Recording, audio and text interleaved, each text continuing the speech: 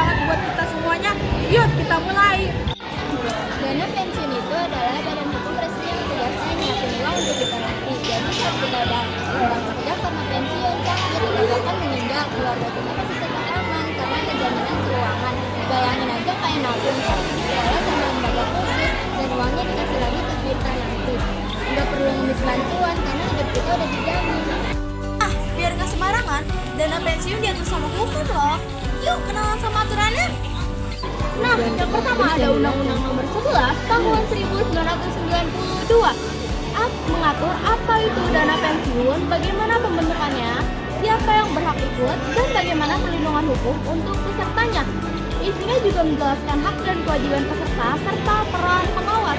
Nah, yang kedua ada PP Nomor 76 Tahun 1992 tentang dana pensiun pemberi kerja. Ini juga dana pensiun yang dibentuk sama perusahaan dari karyawannya.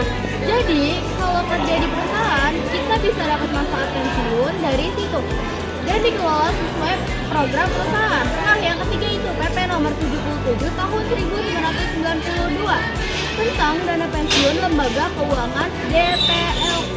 Ini juga kamu mau ikut dana pensiun sendiri tanpa lewat perusahaan.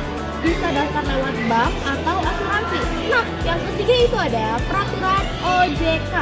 Sejak 2013, pengawas dana pensiun dipegang OJK, Otoritas Jasa Keuangan, supaya semua pengelola dan transparan dan nggak ada penyelewengan.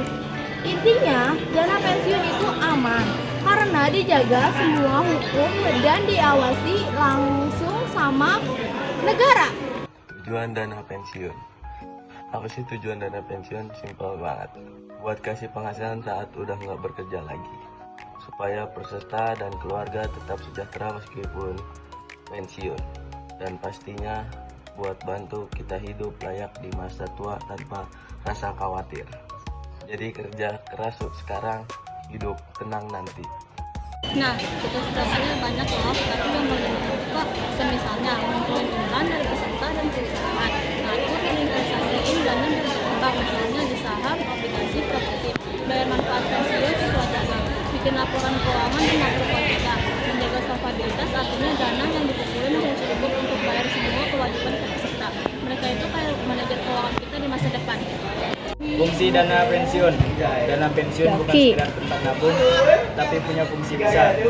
Lembaga keuangan jangka panjang, menjamin masa depan peserta, menyalur dana investasi, mitra pemerintahan dalam sistem jaminan sosial. Mereka bantu ekonomi nasional sambil bantu hidup kita. Kegiatan usaha dana pensiun. Dana pensiun juga termasuk bisnis loh, tapi bukan jualan. Berikut contoh dari kegiatan dana pensiun. Yang pertama, beli saham, obligasi, dan properti yang aman. Kelola iuran dan investasi. Dan yang ketiga, bayar pensiun, tunjangan yang cacat, dan santunan kematian. Kasih edukasi dan saran ke peserta dan pemerintah. Nggak cuma buat individu, tapi negara juga dapat manfaat. Lansia nggak tergantung bantuan, stabilitas sosial meningkat, dana pensiun jadi investor, pasar modal makin aktif, uang dipakai bangun infrastruktur, pembangunan makin maju, pekerja jadi semangat, produktivitas naik. Jadi satu dana pensiun manfaatnya kemana-mana.